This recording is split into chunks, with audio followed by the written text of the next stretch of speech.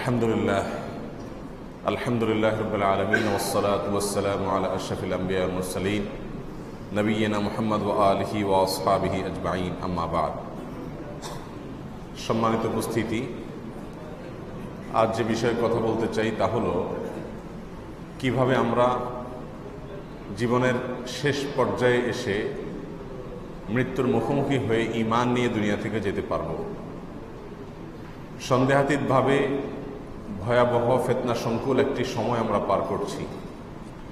চতুর্দিকে ফিতনার এত বেশি ঘনঘটা, এত বেশি গুটগুটে অন্ধকার, যে ফিতনার এই যুগে ঈমানের সঙ্গে অটল এবং অবিচল থাকা, ঈমান নিয়ে দুনিয়া থেকে চলে যেতে পারা, এটা হলো এই যুগে একজন মুমিনের জীবনের সবচেয়ে বড় কঠিন কাজ এবং বিশাল বড় সাফল্যের বিষয়।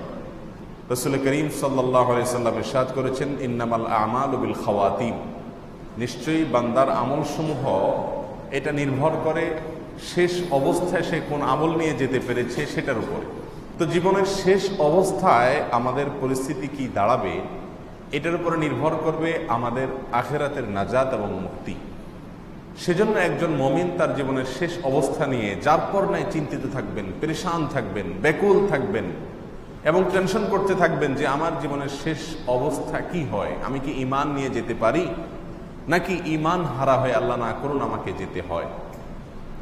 সম্মানিত উপস্থিতি, চতুর্দিকে ঈমান হরণ করার জন্য যত আয়োজন বসেছে, বিশেষ করে শেষ জামানায় এসে শয়তান আমাদেরকে ঈমান হারা করবার জন্য যত রকমের উদ্যোগ নিয়েছে, তাতে নিরাপদে নিজের ঈমান এবং তাকওয়াকে নিয়ে কবরে চলে যেতে পারা এটা কঠিন একটা কাজ, চরম কঠিন একটি কাজ। আর এই কঠিন কাজটি সহজ হওয়ার জন্য বেশ কয়েকটি আমলের কথা আমরা পরামর্শ দেব। তার ভিতরে প্রথম যে আমলটির কথা বলতে চাই তা হলো কোরআন এবং সুন্নাহকে আঁকড়ে ধরা। এটা একজন মানুষ সঠিক পথের উপরে থেকে, সিরাতে মুস্তাকিমের উপরে থেকে, জান্নাতের পথে থেকে মৃত্যুবরণ করতে সবচেয়ে বেশি সহযোগিতা করবে যদি কেউ কোরআন এবং সুন্নাহকে আঁকড়ে ধরে। আল্লাহ সুবহানাহু ওয়া তাআলা তাকে কোরআন এবং সুন্নাহর পথে পরিচালিত করেন এবং সে শেষ জামানায় যত রকমের ফিতনা আছে, এই ফিতনা থেকে আল্লাহ সুবহানাহু ওয়া তাআলা তাকে নিরাপদে রাখেন। এই জন্য নবী আলাইহিস সালাতু ওয়াস সালাম বলেছেন, লান তাদিল্লু মা ইন তামাসসাকতুম বিহিমা কিতাবাল্লাহি ওয়া সুন্নাত রাসূলিহ। একটা সময় আসবে যখন প্রচুর পরিমাণে মানুষ মতপার্থক্য করবে। কেউ বলবে এটা সঠিক, কেউ বলবে ওইটা সঠিক, কেউ বলবে এই পথে যাও, কেউ বলবে ওই পথে যাও। আলেমদের মধ্যে নানা রকম মতবাদ পার্থক্য, ইসলামিস্টদের ভিতরে নানা রকম কথাবার্তা। এরকম একটি অবস্থার মধ্যে তুমি দিশেহারা হয়ে যাবে এবং কোথায় যাবে, কোনটা করবে তুমি সিদ্ধান্ত নিতে পারবে না। এরকম শেষ জামানায় এসে যদি দুটি বিষয়কে তুমি মজবুতভাবে আঁকড়ে ধরো, লান তাদিল্লু, তাহলে তোমাকে কোনো অবস্থাতেই কেউ পথহারা করতে পারবে না, তুমি পথহারা হবে না কোনো অবস্থাতেই। একটা হলো আল্লাহর কিতাব, আরেকটা হলো নবী সাল্লাল্লাহু আলাইহি ওয়াসাল্লামের সুন্নাহ।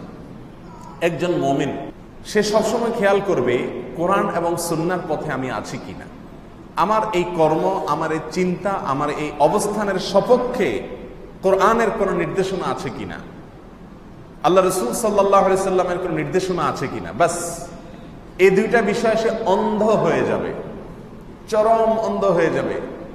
এই দুইটা বিষয়ের ক্ষেত্রে নো কম্প্রোমাইজের লেভেলে চলে যাবে। তাহলে ইনশাআল্লাহ তার শেষ জামানায়, জীবনের শেষ প্রান্তে বা কোনো পর্যায়ে এসে আল্লাহ সুবহানাহু ওয়া তাআলা তাকে গোমরাহ করবেন না, সে পথহারা হবে না, সে ঈমানের উপরে ইনশাআল্লাহ দুনিয়া থেকে যাবে। আল্লাহ তাআলা আমাদের সকলকে তৌফিক দান করুন। দ্বিতীয় কাজ হলো নেক আমলের উপরে নিজেকে সবসময় আবদ্ধ রাখা। এটার ফলেও ঈমানের মৃত্যু সহজ হয়।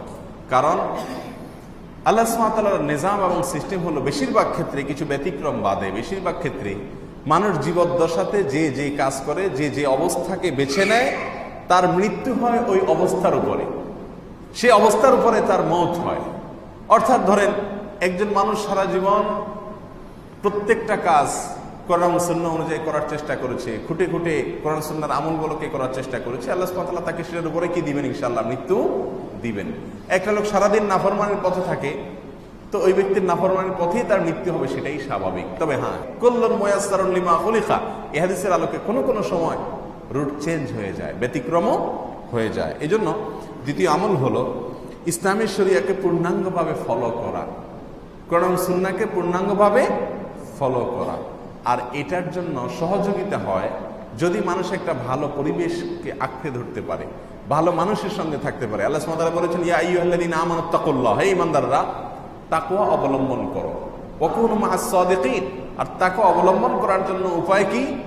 কুনু মা'আস সাদিকিন, সত্যবাদীদের সাথে, ঈমানদারদের সাথে, ভালো মানুষদের সাথে উঠা বসা করা। যারা আল্লাহর নাফরমানের বাইরে, আল্লাহর নাফরমানের পথে চলে না, আল্লাহর নির্দেশের বাইরে চলেন না, যাদের ভিতরে ইখলাস আছে, নিষ্ঠা আছে, এরকম মানুষদের সাথে যখন মানুষ উঠা বসা করে, তাদের সান্নিধ্য অর্জন করে, তখন আল্লাহ সুবহানাহু ওয়া তাআলা তাকেও তাকওয়ার পথে চলতে সাহায্য করেন। বিশেষ করে ফিতনার যুগে এসে, আখেরি জামানায় এসে এই বিষয়টির গুরুত্ব আরো বেশি বেড়ে যায়। পরিবেশ এত ভয়াবহ যে যেখানে যাই জাহান্নামের আগুনের আঁচ যেন গায়ে লাগবে এমন অবস্থা। চতুর্দিকে জাহান্নামের ফাঁদ পাতা আছে শয়তানের তরফ থেকে।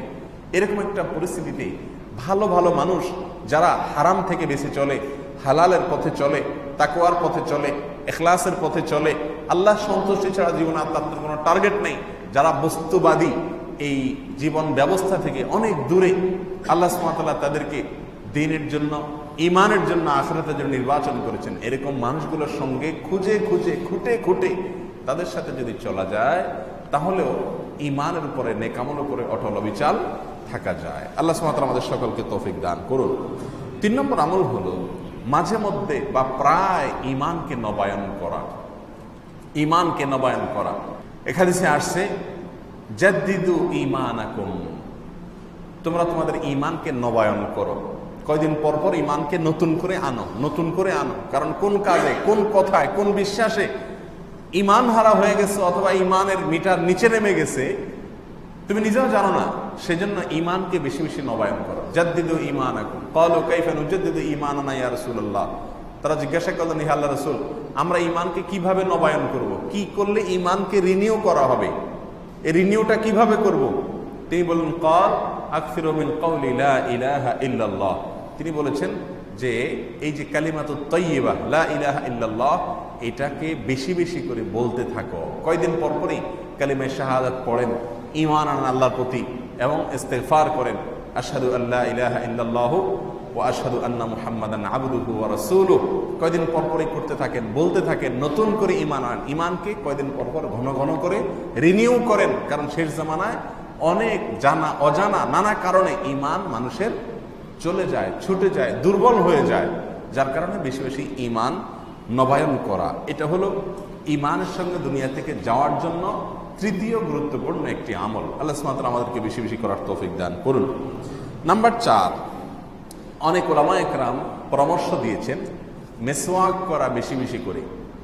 কারণ রাসূল করিম সাল্লাল্লাহু আলাইহি সাল্লামের জীবনের শেষ আমল ছিল মেসওয়াক। তিনি আয়েশা রাদিয়াল্লাহু তাআলা আনহার কোলে মাথা রেখে তার জীবনের শেষ নিঃশ্বাস যখন ত্যাগ করেছেন, তার জীবনের শেষ আমল ছিল মেসওয়াক করা। তো মেসওয়াক করে, কালিমায়ে শাহাদা পাঠ করে, আল্লাহর প্রতি ঈমান এটা প্রকাশ করে দুনিয়া থেকে চলে যাওয়ার যে তৌফিক নসিব হয়েছে, এখান থেকে অনেক উলামায়ে কেরামগণ বলে থাকেন যে এটার উপরে ভিত্তি করে মেসওয়াক বেশি বেশি করে করা, এটা ঈমানে মৃত্যুর জন্য সহায়ক একটি আমল। মেসওয়াক তো আমাদের সমাজ থেকে এখন বিদায় নিয়ে গেছে।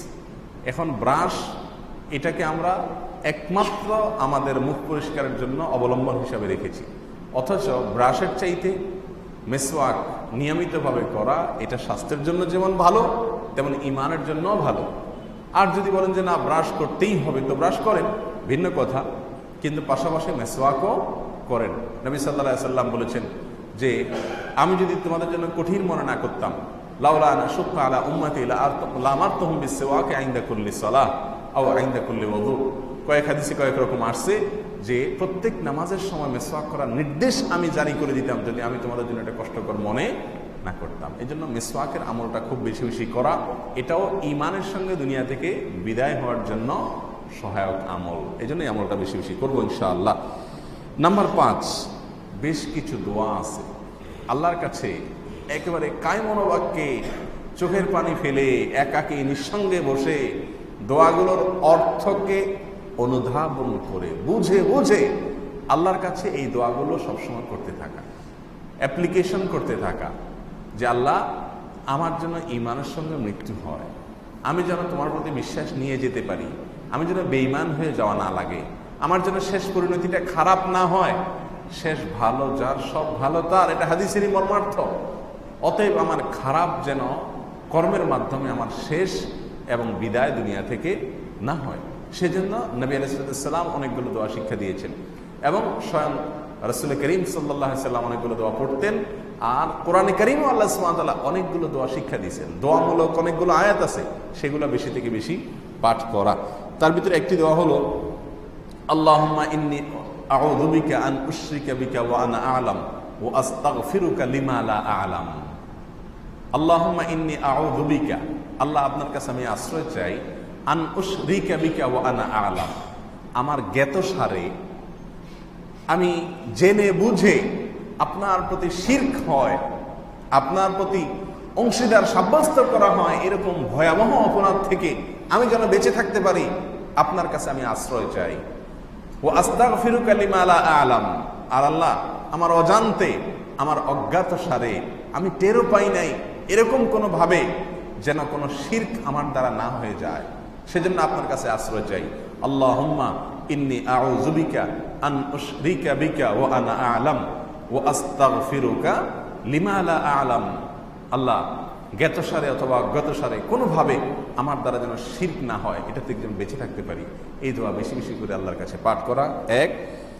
দ্বিতীয় দোয়া হলো ইয়া মুকাল্লিবাল কুলুব সাব্বিত কলবি আলা দীনিক, হে অন্তর পরিবর্তনকারী, হে রব, হে আল্লাহ, যার হাতে সমস্ত মানুষের অন্তরকে ঘোরানোর ক্ষমতা আপনার। ইয়া মুকাল্লিবাল কুলুব, হে অন্তরকে পরিবর্তনকারী আল্লাহ, সাব্বিত কলবি আলা দীনিক, আমার অন্তরকে আপনার দ্বীনের উপরে আপনি অটল অবিচল এবং এটার উপরে কায়েম দায়েম এবং স্থির রাখুন, এটার উপরে আমাকে স্থির রাখুন, আমি যেন এখান থেকে সরে না যাই, পা যেন ফিসলে না যায়, কোনোভাবে যেন পা ফিসলে আমি যেন গুমরাহির পথে না বাড়াই। ইয়া মুকাল্লিবাল কুলুব সাব্বিত কলবি আলা দীনিক, বেশি বেশি এই দোয়া পাঠ করা, নির্দিষ্ট কোনো সংখ্যা না, নির্দিষ্ট কোনো সময়ও না, সব সময় আল্লাহর কাছে এই দোয়া বেশি বেশি পাঠ করা। বিশেষ করে নফল নামাজের সেজদাতে আমরা বেশি বেশি পাঠ করতে পারি, এছাড়া দিনে রাতের যে কোনো সময় আল্লাহর কাছে এটা পাঠ করতে পারি একাকী যখন হই। তাহলে দ্বিতীয় দোয়া হলো ইয়া মুকাল্লিবাল কুলুব সাব্বিত কলবি আলা দীনিক, হে অন্তর পরিবর্তনকারী, আপনার দিনের উপরে অটল রাখুন, এই দোয়া বেশি বেশি পাঠ করা। 3 নম্বর দোয়া হলো সূরা বাকারার 250 নম্বর আয়াতে যে দোয়াটি বর্ণিত হয়েছে, রব্বানা আফরিগ আলাইনা সবরা ওয়া তাওয়াফানা মুসলিমিন, আল্লাহ আমাদেরকে আপনি সবর দান করুন এবং মুসলিম হিসাবে আমাদেরকে আপনি মৃত্যু দান করবেন। তাহলে মুসলিম হিসাবে মৃত্যু দান করার জন্য দোয়া করা হচ্ছে এখানে, ওয়া তাওয়াফানা মুসলিমিন, আল্লাহ আমাকে ওয়াফাত দিবেন, আমার মৃত্যু দান করবেন এমত অবস্থায় যেন আমরা আপনার প্রতি আত্মসমর্পণ করে ইসলামের উপরে অটল অবিচল থেকে যেন মৃত্যুবরণ করতে পারি, সেই তৌফিক দান করবেন। সূরা বাকারা 250 নম্বর আয়াত, সেটা বেশি বেশি করে পাঠ করতে থাকা। সেই সাথে সূরা আলে ইমরান আয়াত নম্বর 8, এখানেও ইমানের সঙ্গে আমরা যেন মৃত্যুবরণ করতে পারি, সেজন্য আল্লাহ সুবহানাহু ওয়া তাআলা একটা দোয়া শিক্ষা দিয়েছেন, রব্বানা লা তুযিগ কুলুবানা বা'দা ইয হাদাইতানা ওয়া হাব লানা মিন লাদুনকা রাহমাহ ইন্নাকা আনতাল ওয়াহ্হাব। এর অর্থ হলো রব্বানা লা তুযিগ কুলুবানা বা'দা ইয হাদাইতানা, আল্লাহ আমরা হেদায়েত আপনার কাছে চেয়ে পাই নাই, না চেয়ে পেয়ে গেছি, এই যে হেদায়েতের উপর আপনি আমাদেরকে রেখেছেন, লা তুযিগ কুলুবানা, আমাদের অন্তরগুলোকে আপনি বাঁকা করে দিয়েন না, আমাদের অন্তরগুলোকে জান্নাতের রুট থেকে সরায় দিয়েন না, জাহান্নামের রুটে নিয়ে যায়েন না। লা তুযিগ কুলুবানা, আল্লাহ আমাদের অন্তরগুলোকে বাঁকা করে দিয়েন না, বক্র করে দিয়েন না। বা'দা ইয হাদাইতানা, আপনি হেদায়েত দিয়েছেন, এরপরে আপনি আর গোমরাহ করিয়েন না আল্লাহ। ওয়া হাব লানা মিন লাদুনকা রাহমাহ, আল্লাহ আপনার পক্ষ থেকে অনুগ্রহ আমাদেরকে আপনি দান করুন, ইন্নাকা আনতাল ওয়াহ্হাব, কারণ আপনি একমাত্র দানশীল, আপনি মহা দানশীল, সবকিছু আপনি দিয়ে থাকেন। এই দোয়া আল্লাহর কাছে বেশি বেশি পাঠ করা। সেই সাথে সূরা ফাতিহার প্রতিদিন প্রত্যেক রাকাত নামাজে পড়া আমাদের জন্য বাধ্যতামূলক করে দিয়েছেন রাসূল করিম সাল্লাল্লাহু আলাইহি ওয়াসাল্লাম। ইহদিনাস সিরাতাল মুস্তাকিম এই আয়াতটি রয়েছে সূরা ফাতিহার ভিতরে।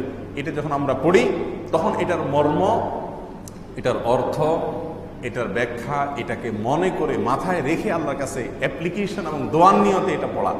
ইহদিনাস সিরাতাল মুস্তাকিম, আল্লাহ সঠিক এবং সোজা পথ আপনি আমাদেরকে দেখায় দেন, এটা আল্লাহর কাছে বেশি বেশি পড়া। সেই সাথে নবী সাল্লাল্লাহু আলাইহি ওয়াসাল্লাম শেখানো আরেকটি দোয়া, আল্লাহুম্মা ইন্নী আউযু বিকা মিনাল ফিতানি মা যাহারা মিনহা ওয়া মা বাতান। তিনি বলেছেন, আল্লাহ রাসূল সাল্লাল্লাহু আলাইহি ওয়াসাল্লাম বলেছেন যে তোমরা প্রকাশ্য এবং অপ্রকাশ্য সব ধরনের ফিতনা থেকে আল্লাহর কাছে আশ্রয় চাও। এই জন্য দোয়া করা, আল্লাহুম্মা ইন্নী আউযু বিকা মিনাল ফিতানি, আল্লাহ সব ধরনের ফিতনা, পরীক্ষা, যে পরীক্ষা বিচলিত হয়ে মানুষ পথহারা হয়ে যায়, এরকম ফিতনা থেকে আপনার কাছে আশ্রয় চাই। মা যাহারা মিনহা, যে ফিতনাগুলো বোঝা যায়, পরিষ্কার প্রকাশ্য সেগুলো, ওয়া মা বাতান, যে ফিতনাগুলো বোঝা যায় না, উপর দিয়ে ভালোই মনে হয়, ভেতরে আসলে পেছনে ফিতনা লুকায়িত আছে, এই সব ধরনের ফিতনা থেকে আল্লাহ আপনার কাছে আমরা আশ্রয় চাই। এই জাতীয় দোয়াগুলো বেশি থেকে বেশি পাঠ করা, এটাও ঈমানের সঙ্গে দুনিয়া থেকে যাওয়ার জন্য সহায়ক আমল। আল্লাহ সুবহানাহু ওয়া তাআলা আমাদের সকলকে এই সব আমলগুলো বেশি থেকে বেশি করার তৌফিক দান করুন। ফিতনার এই ভয়াবহ যুগে, যেখানে চতুর্দিকে ফিতনার হাতছানি, জাহান্নামে যাওয়ার জন্য শত সহস্র অগণিত ফাঁদ শয়তান এঁটে রেখেছে, এখান থেকে বেঁচে থাকা, বেঁচে নিজের ঈমানকে বাঁচায়া আত্মরক্ষা করে তারপরে আখিরাতে আল্লাহর প্রতি পরিপূর্ণ ঈমানকে নিয়ে চলে যাওয়া, আল্লাহি এটা হলো এই যুগের সবচেয়ে বড় মিরাকল, এটা হলো এই যুগের সবচেয়ে বড় আশ্চর্যের বিষয় যে কেউ তার ঈমানকে, তার দ্বীনকে পরিপূর্ণভাবে হেফাজত করে নিয়ে চলে যেতে পেরেছে দুনিয়া থেকে। আল্লাহ সুবহানাহু ওয়া তাআলা আমাদের সকলকে সেই তৌফিক দান করুন। জাযাকুমুল্লাহু খায়রা ওয়া আখিরু দাওয়ানা আনিল হামদুলিল্লাহি রাব্বিল আলামিন।